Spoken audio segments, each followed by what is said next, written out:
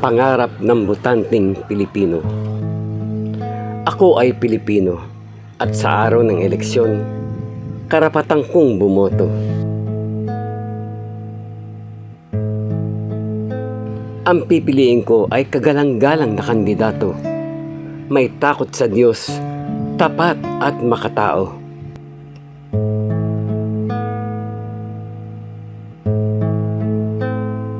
May angking talino at hindi pa bago-bago.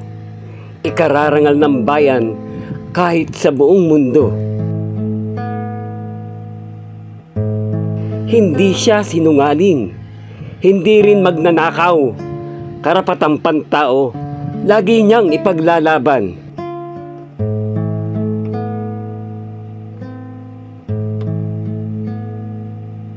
Ang likas na yaman ng bayang sinilangan, hindi niya pababayaang masira ni numan.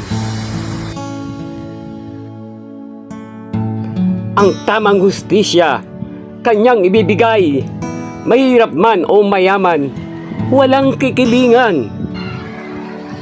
Ang ugat ng kahirapan, korupsyon ay pipigilan.